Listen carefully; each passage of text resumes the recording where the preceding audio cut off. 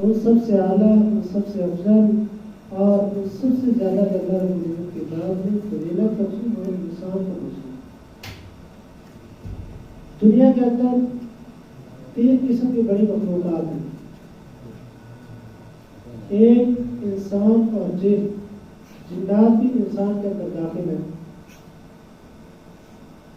وہ کیسے کہ جب اللہ رب العزت کی ذات حضرت آدم اور نبی علیہ السلام کو تخلیق فرما رہے تھے تو فرشتوں نے کہا یا باری تعالیٰ وَيَسْفِكُ الدِّمَاءَ وَنَحْنُ نُسَبِّحُ، کہ یہ انسان تو خون ریزی کرے گا، خون بہائے گا، دنیا کے اندر جا کر فساد کرے گا، وَنَحْنُ نُسَبِّحُ بِحَمْدِكَ، اور ہم آپ کی تسبیح بیان کرتے ہیں، آپ کی تقدیس بیان کرتے ہیں۔ اور فرشتے اللہ رب العزت کی ذات کی عبادت کے اندر مصروف ہیں اور قیامت تک رہیں گے۔ کوئی فرشتہ صرف سجدے کے اندر، کوئی فرشتہ صرف رکوع کے اندر، کوئی فرشتہ صرف اللہ اللہ یہ تسبیح کر رہا ہے، اور کوئی فرشتہ اللہ رب العزت کی ذات کے عرش کو اٹھا کے کھڑا ہے۔ تو وہ سارے کے سارے تقدیس کے اندر اللہ رب العزت کی ذات کی عبادت کے اندر مصروف ہیں۔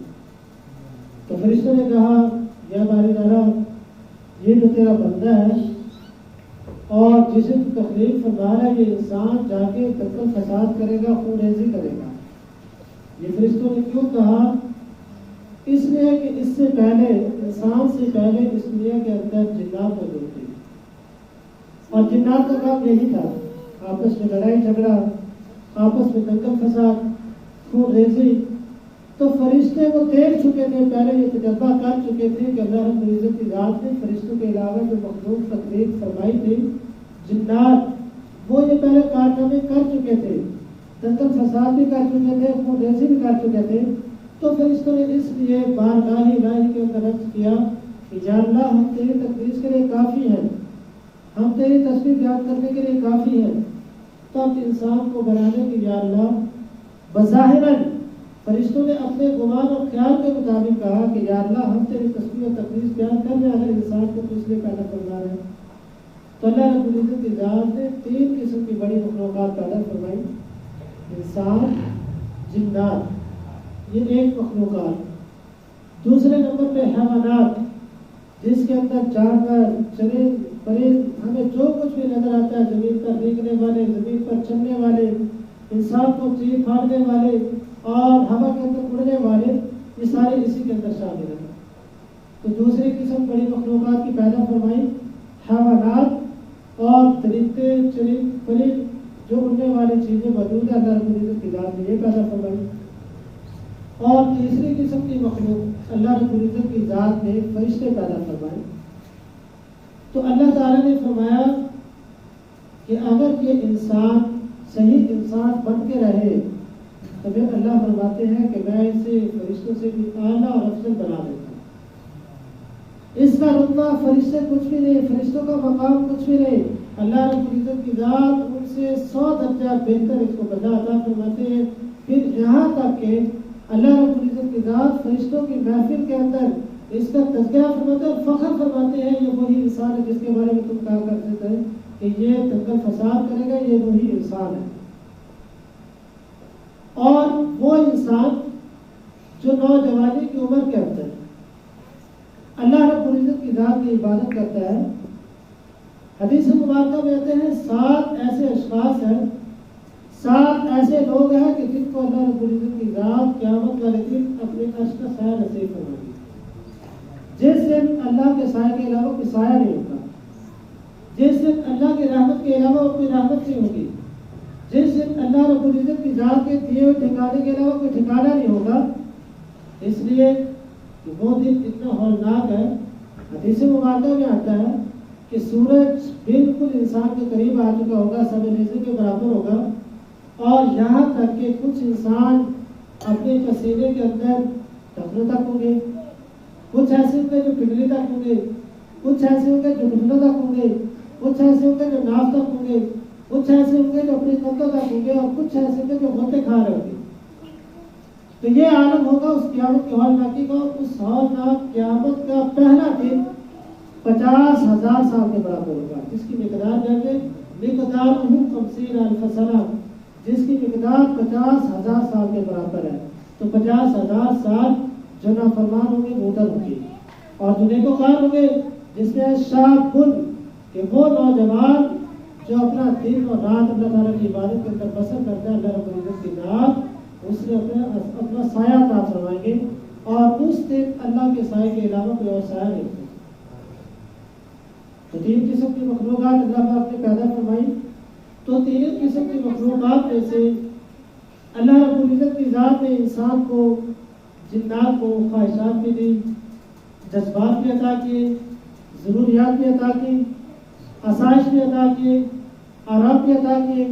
اس کے ساتھ ساتھ اس انسان کے اندر گناہوں کا مادہ بھی موجود ہے، نافرمانی کا مادہ بھی موجود ہے. اور اگر یہی انسان اپنے گناہوں کے جذبات کے مادے کو، خواہشات کے مادے کو دبا کر رکھے اور اطاعت اور فرما برداری والے مادے کو غالب کر دے، خواہشات کے مادے پر اللہ فرماتے ہیں کہ یہ غلطی ہے، جن کے بارے میں پھر محمد صلی اللہ علیہ وسلم نے اپنی زندگی کے اندر ان صحابہ کرام کو جنہوں نے یہ والے کام کیے، کیا کام کیے کہ اپنی اطاعت کو، اپنی خواہشات پر غلبہ دیا اور اپنے جذبات پر قابو پا کر، ظاہر ہے کہ صحابہ بھی تو انسان تھے لیکن اللہ رب العزت کی ذات نے انہیں محفوظ فرمایا. تو انہوں نے جب یہ کام کیا تو اللہ کے پیغمبر نے فرمایا کہ عمر فی الجنہ، ابو بکر فی الجنہ، عثمان فی الجنہ، طلحہ فی الجنہ، زبیر فی الجنہ. پیغمبر صلی اللہ علیہ وسلم نے زندگی کے اندر ارشاد فرما دیا تھا کہ ان کی اطاعت ان کے جذبات پر غالب تھی. اگر وہ چاہتے تو دنیا کے آسائش کو حاصل کر سکتے تھے، لیکن صحابہ کرام دنیا کے آسائش نہیں حاصل کیے. حضرت ابوبکر صدیق، حضرت عمر فاروق کی زندگی کو دیکھیں کہ سارا سامان ختم ہو جاتا ہے، جو کچھ ہوتا ہے اللہ کے راستے میں اور پیغمبر صلی اللہ علیہ وسلم کے قدموں پہ لا کر قربان کر دیتے ہیں. پھر بالآخر ایک دفعہ حضرت جبریل علیہ السلام پیغمبر صلی اللہ علیہ وسلم کے پاس حاضر ہوتے ہیں اور تاج کا لباس پہنا ہوا، جو پہلے زمانے میں ہم بچے بیٹھ کے پڑھا کرتے تھے، وہ تاج کا لباس پہنا ہوا. حضور علیہ السلام نے پوچھا جبریل آج تو ایک عجیب لباس کے اندر نمودار ہوئے. فرمایا یا رسول اللہ کیا آپ کو علم نہیں، آج آپ کی امتی اور آپ کے صحابی نے ٹاٹ کا لباس پہنا، اس لیے اللہ رب العزت کی ذات نے سارے فرشتوں کو حکم دے دیا کہ سارے ٹاٹ کا لباس پہنا. تو یہ وہ تھے اصل مطیع اور فرما بردار لوگ، اور ان کی اطاعت ان کے جذبات پر غالب تھی. اگر وہ چاہتے تو دنیا کے آسائش کو حاصل کر سکتے تھے. ایک دفعہ حضرت عمر فاروق رضی اللہ تعالیٰ عنہ کے پاس کسی بڑی سلطنت کے چند کارندے آئے اور حضرت عمر فاروق رضی اللہ تعالیٰ عنہ کا امتحان بھی لینا چاہ رہے تھے کہ یہ کتنے اپنے نبی کے اوپر، اپنے نبی کے اقوال، اپنے نبی کے افعال پر عمل کرنے والے، اللہ کو کتنے ماننے والے. انہوں نے 3 چیزیں دے کر بھیجی. ایک خوبصورت عورت، اس وقت کے علاقے کی بہترین جو خوبصورت عورت تھی وہ بھیجی. دوسرا زہر بھیجی کہ یہ بھی جا کے ہدیے کے اندر، تحفے کے اندر پیش کر دینا. تیسرے نمبر پہ خوشبو بھی بھیجی کہ جا رہا ہے یہ خوشبو بھی ان کو عطا کر دے. یہ 3 چیزیں عطا کی. اس کے لیے حضرت عمر رضی اللہ تعالیٰ عنہ کے تحفے تحائف کے طور پہ ان لوگوں نے بھیجے. کارندے آئے، پوچھا کہ تمہارا حکمران، تمہارا بادشاہ کدھر ہے؟ حضرت عمر فاروق رضی اللہ تعالیٰ عنہ اس وقت اپنے شلوار کو تھوڑا سا اوپر کر کے گارے کے اندر گارا کھود رہے تھے، جیسے ہوتا ہے مٹی کے گارے بنانا. تو یہ آج کل کے بادشاہ تو تھے نہیں کہ بادشاہ ہے اور پیچھے 100 گاڑیاں ہیں، ایک بادشاہ اور طیارہ ہے، یہ چیزیں تو تھی نہیں. وہ حکمران، وہ بادشاہ وہ تھے جو صحیح اللہ کو ماننے والے تھے، زبان سے بھی اور دل سے بھی. صرف زبان کے حد تک نہیں تھا کہ ہم پیغمبر صلی اللہ علیہ وسلم کی زندگی کے مطابق پیغمبر صلی اللہ علیہ وسلم کی ریاست کی طرح ہم کی ریاست بنا دیتے، یہ چیز نہیں تھی. وہ صحیح حضور صلی اللہ علیہ وسلم کو ماننے والے تھے. تو حضرت عمر فاروق رضی اللہ تعالیٰ عنہ وہ گارا بنا رہے تھے، شلوار اوپر کی ہوئی تھی. لوگوں نے دیکھا تو پوچھا یہ بادشاہ ہے؟ جواب دیا گیا کہ یہ بادشاہ ہے. حضرت عمر فاروق رضی اللہ تعالیٰ عنہ کے پاس حاضر ہوئے اور 3 چیزیں سامنے لا کے حاضر کر دی کہ حضرت یہ عورت یہ بھی آپ کے لیے تحفہ تحائف کے طور پر، اور دوسرا خوشبو یہ بھی حاضر، اور تیسرے نمبر پہ زہر یہ بھی حاضر۔ حضرت عمر فاروق رضی اللہ تعالیٰ عنہ نے جو عورت تھی اس کی طرف دیکھے بغیر ہی فرمایا کہ جاؤ اس کو بیت المال کے اندر ایک دفعہ روکو، اور فرمایا کہ کوئی صحابی ایسا ہے کہ جس کی شادی نہ ہوئی ہو؟ تو صحابہ میں سے ایک حبشی غلام صحابی تھے، انہوں نے کہا یا رسول اللہ میری شادی یا امیر المؤمنین میری شادی نہیں ہوئی۔ تو حضرت امیر المؤمنین عمر فاروق رضی اللہ عنہ فرمایا کہ جاؤ اس کی شادی کروا دو، نکاح کروا دو۔ بغیر دیکھے ہی خوبصورت ہے، بدصورت ہے، جیسی شکل و عقل والی ہے، فرمایا کہ اس کی شادی کروا دو۔ اب رہ گئی دو چیزیں، زہر اور خوشبو۔ حضرت عمر فاروق رضی اللہ تعالیٰ خوشبو کو پکڑا اور اس کا جو ڈھکنا تھا اس کو اتارا اور اس کو گارے کے اندر ملا دے، مکس کر دیا، اور جو ان لوگوں نے خوشبو بھیجی تھی اس وقت اس علاقے کی سب سے خوبصورت سب سے بہترین وہ خوشبو تھی۔ تیسرے نمبر پہ زہر۔ حضرت عمر فاروق رضی اللہ تعالیٰ نے وہ زہر پکڑی، بسم اللہ الرحمن الرحیم پڑھا اور منہ کو لگایا پی گیا۔ وہ بڑے حیران ہوئے کہ ہم نے تو اپنے علاقے کی یہ تین چیزیں بہترین بھیجی تھی پوری دنیا سے اکٹھی کر کے، کہ ہو سکتا ہے کہ وہ حکمران اگر ڈاوا ڈول ہے، صحیح متبع نہیں ہے، تو پھر وہ عورت کی طرف ملان کرے گا، عورت کی طرف رجوع کرے گا، وہ چاہے گا کہ میری شادی صرف اسی سے ہو۔ اور زہر اس کو انہوں نے پی لیا، اور خوشبو جو بہترین چیز تھی استعمال کرنے والی انہوں نے پاؤں میں روک دیا۔ حضرت عمر فاروق رضی اللہ عنہ نے فرمایا کہ عورت میں نے اسی لیے تھی کہ اس لیے کہ ہمیں دنیا سے کوئی مطلب نہیں، ہم آخرت کی تعلیم ہے، جیسے قرآن کی آیت ہے وَلَلْآخِرَةُ خَيْرٌ لَكَ مِنَ الْأُولَىٰ، اور اس آیت میں صحیح عمل کر کے صحابہ نے دکھایا۔ اللہ کیا فرما رہے کہ آخرت وہ بہتر ہے، وَلَلْآخِرَةُ خَيْرٌ لَكَ مِنَ الْأُولَىٰ، کہ آخرت وہ بہتر بھی ہے، بہت اچھی بھی ہے، اور باقی رہنے والی زندگی بھی ہے۔ دنیا ایک نہ ایک دن پھر ختم ہو جانے ہے، اس کا ایک نہ ایک دن اختتام ہو جانا ہے، چاہے ہزاروں سال 50,000 سال اس دنیا کے اندر گزار لیں، پھر بھی یہ دنیا کا اختتام ہے، اس کا اینڈ ہے، اس کا انتہا ہے۔ لیکن آخرت کی زندگی ایسی ہے وہ لا منتہا، اس کی کوئی انتہا نہیں، اس کی کوئی تحدید نہیں۔ اگر ہم کہیں کہ گنتی کرنا چاہیں کہ لاکھوں سال، نہیں، لاکھوں سال بھی پیچھے، اس لیے کہ اگر ہم اندازہ کریں تو قرآن اور حدیث ہمیں کہتی ہے کہ ایک دن جس کا 50,000 سال کے برابر ہوگا تو اس زندگی کا کیا اندازہ ہوگا۔ حضرت امام غزالی رحمۃ اللہ علیہ نے اس کی بہترین مثال بیان فرمائی کہ اگر پوری دنیا کے انعام کو رائی کے دانوں سے بھر دیا جائے اور 1000 سال کے بعد ایک پرندہ صرف ایک دانہ اٹھا کر لے کر چلا جائے تو پھر بھی یہ زندگی ایک نہ ایک دن ختم ہو جائے گی کہ 1000 سال کے بعد ایک پرندہ ہے۔ اور دنیا کے انعام کو دیکھ لیجیے آپ، مشرق سے مغرب، شمال سے جنوب، اور آسمان سے زمین کا خلا، تقریباً 200 کلومیٹر یا اس سے زیادہ فاصلہ ہے آسمان تک، پہلے آسمان تک۔ تو اتنے فاصلے کو اگر رائی کے دانوں سے بھر دیا جائے اور ایک دانہ 1000 سال کے بعد ایک پرندہ اٹھا کر لے کر چلا جائے تو امام غزالی رحمۃ اللہ علیہ فرماتے ہیں کہ پھر بھی یہ دنیا ختم ہو جائے گی، اور آخرت کی زندگی اس سے ہزاروں گنا بہت بڑی ہے۔ تو فرمایا وَلَلْآخِرَةُ خَيْرٌ لَكَ مِنَ الْأُولَىٰ، اللہ پاک نے فرمایا کہ آخرت کی زندگی وہ تمہارے لیے بہتر بھی ہے، بابقا، اور باقی رہنے والی بھی ہے۔ اگر اس زندگی کو، اگر آج کی زندگی پر آپ نے ترجیح دے دی تو سمجھ لیجیے کہ وہ آخرت کی زندگی آپ کی کامیابی کی ہے، اور اس کے اندر سرکوری ہے، کامیابی ہی کامیابی، فلاح ہی فلاح ہے۔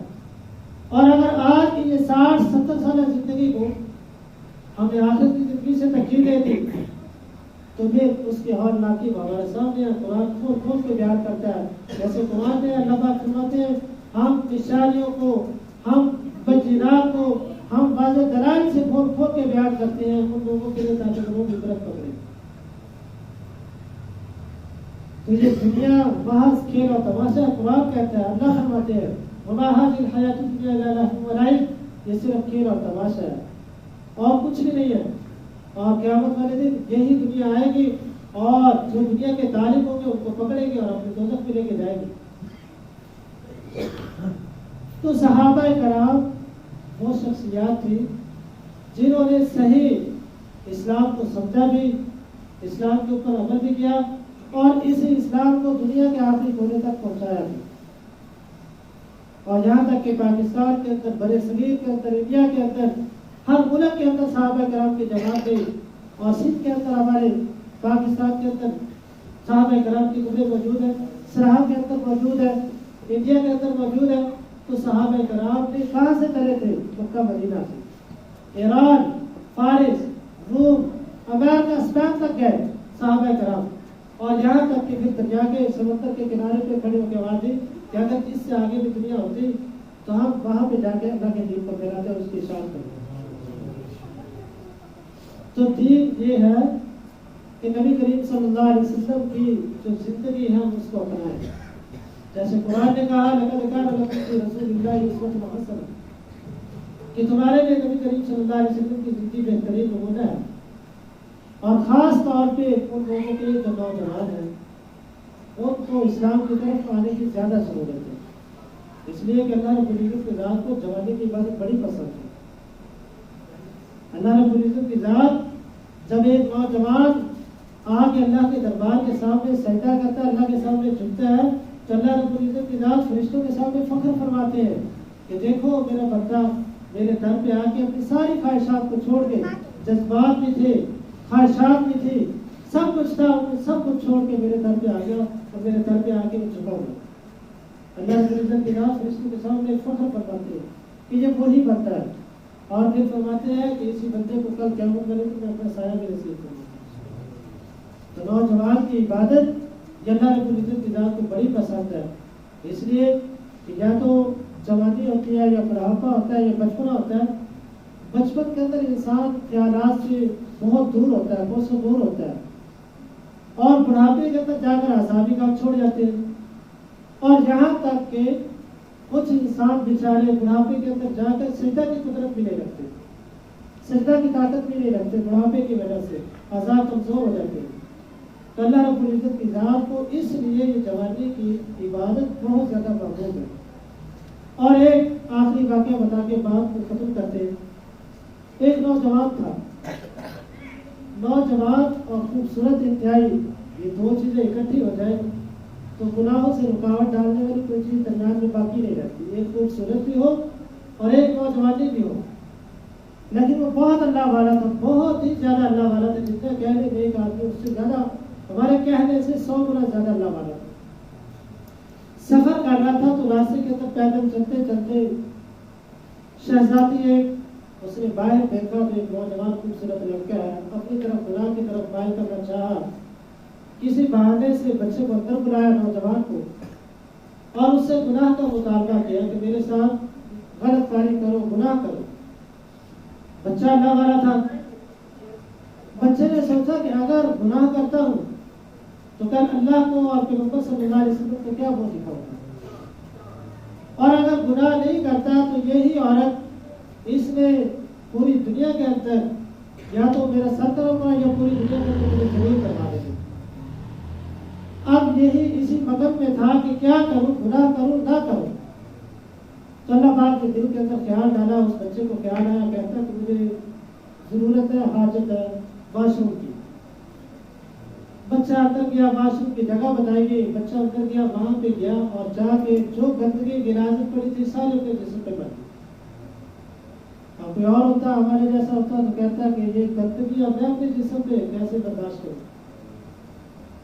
اور ان کو آخرت کی فکر تھی، جیسے کہ ہم نے قرآن مجید کی آیت پڑھی بل الآخرۃ خیر، انہیں آخرت کی فکر تھی۔ باہر نکلا، عورت نے دیکھا تو وہ دھکا دیا، جلدی جلدی نکال دیا، پاگل مجنون کہاں سے آ گیا۔ وہ بچہ چلتے چلتے ایک دریا کے کنارے پہ گیا، وہاں پہ نہایا، اپنے آپ کو پاک صاف کیا۔ تو اس کے بعد جس مجلس کے اندر جاتا تو مجلس والے، بہت بڑے اللہ والے بھی حیران ہو جاتے کہ اس بچے سے اتنی خوشبو، اور یہ لگتا نہیں کہ یہ دنیا کی خوشبو، یہ جنت کی خوشبو ہے۔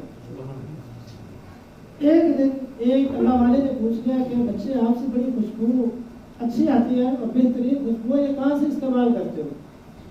تو بچے نے جواب دیا یہ کوئی خوشبو نہیں ہے، یہ کوئی عطر نہیں ہے، یہ کوئی پرفیوم نہیں ہے۔ اس نے پھر واقعہ پوچھا اللہ والے نے کہ یہ کیسے آپ سے خوشبو آتی ہے؟ اس نے پھر یہ پورا واقعہ سنایا کہ میرے ساتھ یہ ہوا اور اس وقت سے لے کر آج تک اللہ رب العزت کی ذات نے میرے اندر سے ایسی خوشبو پیدا فرما دی کہ جو بظاہراً خوشبو ہے لیکن حقیقت کے اندر اللہ تعالیٰ کی عطا ہے میرے گناہوں سے بچنے کی وجہ سے. تو جو انسان گناہ سے بچ جاتا ہے پھر اللہ رب العزت کی ذات اسے دنیا کے اندر بھی اعلیٰ مقام عطا فرماتے ہیں اور آخرت تو ہے ہی مسلمانوں کے لیے، نیکوکار کے لیے اور گناہوں سے بچنے والوں کے لیے. تو دعا ہے کہ اللہ رب العزت کی ذات ہمیں اطاعت کی توفیق عطا فرمائے اور پھر صلی اللہ علیہ وسلم کے نقش قدم پر چلے باقی